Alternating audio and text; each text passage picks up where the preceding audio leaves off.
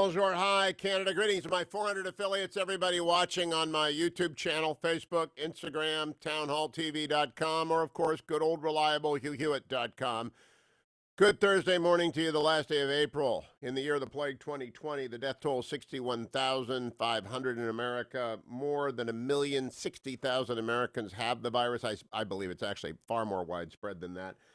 And good news on the horizon with Gilead. The market yesterday was up dramatically. Amazon looks to be reporting tonight. It is up dramatically yesterday and in pre-market today as the world changes. But what doesn't change is the People's Republic of China and the Communist Chinese Party on top of it. The president told Steve Holland of Reuters yesterday the CCP wants him beaten in November. I want the United States to wake up to the fact we have a strategic adversary, and to talk about that, I'm joined by Lieutenant General David Deptula. You can follow him at Deptula_David on Twitter. He joins me once a week. He is now, of course, Lieutenant Generals don't go away when they retire. They become deans of the Mitchell Institute for Aerospace Studies. General, good morning. I always appreciate your taking the time with the civilians like me who don't understand much, General. I appreciate it. Well, Hugh, you're being way too humble. You understand a lot, and you translate it very well to the American people. So I appreciate the opportunity to chat with you on some of these very important issues. Well, I've got one that's a curveball based on the president's interview with Steve Holland of Reuters yesterday. The gloves are off, obviously. We are calling the CCP for what it is, the bad guy in this whole thing. If Congress, when it moves to phase 4, this is the question, actually addresses the CCP and the People's Liberation Army and the People Liberation Army Navy and the People's Liberation Army Air Force, if they really address it as our true strategic threat, and that's a hell of a drug to be taken this early in the morning, that Congress would actually address something like that, what would you have them do, General Deptula? Well, we do need to significantly increase the resource allocation to the component elements of what's known as Pacific Command. Folks across the nation are very familiar with the services: the Army, Navy, the Air Force, and the Marine Corps. But less so are they familiar with what are called combatant commands. And these are the commands that are geographically as well as functionally organized to actually conduct deterrence and, if necessary, warfighting operations. In the Pacific, it's Pacific Command. They're headquartered in Hawaii, and obviously they have responsibility for the largest geographical area on the face of the earth. But because of the last 20 years, we've been spending our focus, and to a large degree, much of our effort in the Middle East. Pacific Command has gone a bit under-resourced, particularly today in the era where you have China as a rising, not just economic power, but military power. So the commander of Pacific Command asked for and issued a plan to increase his resources to the degree of $20 billion over 5 years. Now, in this era of $2.2 trillion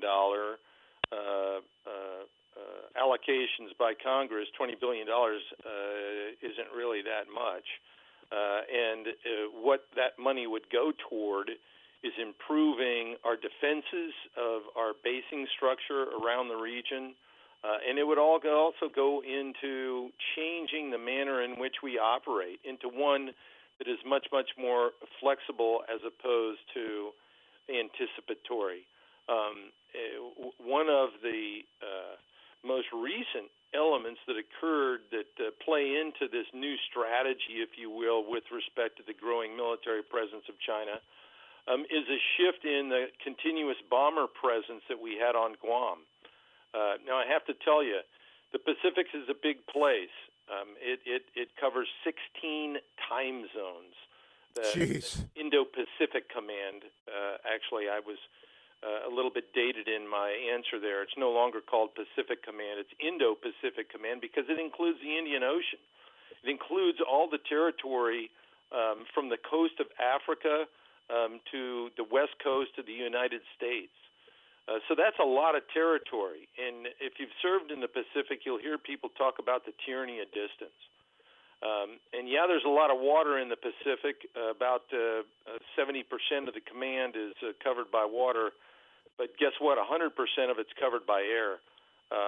And the quickest way to get things done and conquer that tyranny of distance is by going 600 knots. And that means air power.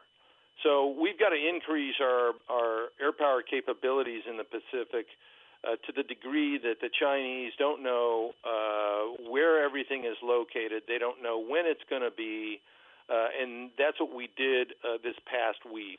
We shifted, and it may be a little reported element, but we shifted from continuous bomber presence in one location to what's known as dynamic force employment. So now the Chinese don't know when or where we're going to deploy bombers, when they're going to show up in the Pacific, and this provides us a very responsive long-range power projection option. Oh, that's interesting. That happened this week, General Deptula? It happened last week. Yeah, I had a discussion yesterday with the commander of Global Strike Command, General Tim Ray, and he filled me in on all the elements, and your audience can watch that entire discussion on my Twitter feed. I will go and do that after the show. So this is fascinating to me. $20 billion is nothing. 80 years ago last week, General Deptula, my wife's grandfather warned a congressional committee that the Japanese were going to strike us, and FDR fired him. His name was Joe Tosick. People are warning about the CCP. Is it politically acceptable within the Pentagon to start talking openly about the threats and the past sudden aggressive actions of the People's Republic of China? They have a history every couple of decades of doing something sudden and unexpected, whether it's invading India or invading Vietnam. They just do stuff that no one's looking for. Are we on our toes?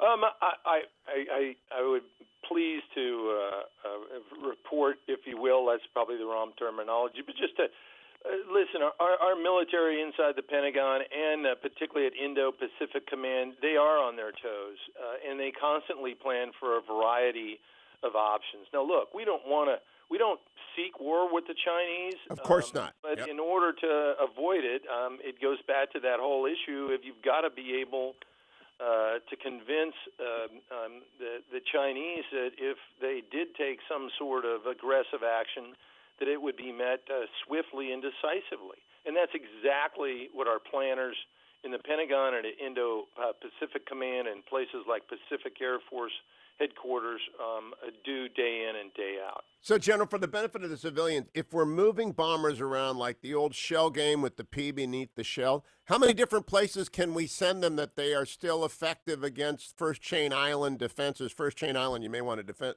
explain that too. How many different places can they go?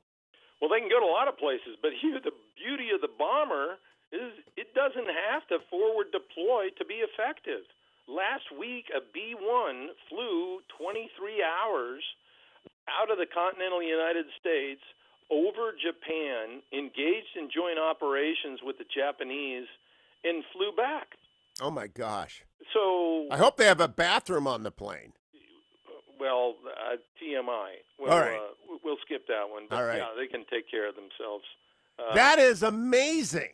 Well, this is the beauty of our bomber force, and this is why we need to move forward rapidly with developing the new B-21 stealth bomber. And then once it's fully developed, we need to start accelerating its production. Our bomber force is the smallest and oldest it's ever been in Air Force history. We're flying B-52s that are 58 years old, Hugh.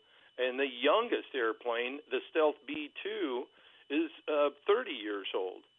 So we got to get on with it and increase this magnificent capability. You know, we need all elements of our nation's military, the Army, Navy, Air Force, and Marines. We need aircraft carriers. But guess what, Hugh? A single B-2 or a single B-1 can deliver the same ordnance payload as an entire carrier in a day. So we need a balance of these forces, but we've really neglected the bomber force, and it's time to reinvigorate it. When phase 4 goes through the Congress, as it must, there's got to be a phase 4. There has to be part of that devoted toward forward appropriating the money that our strategic defense towards China deserves.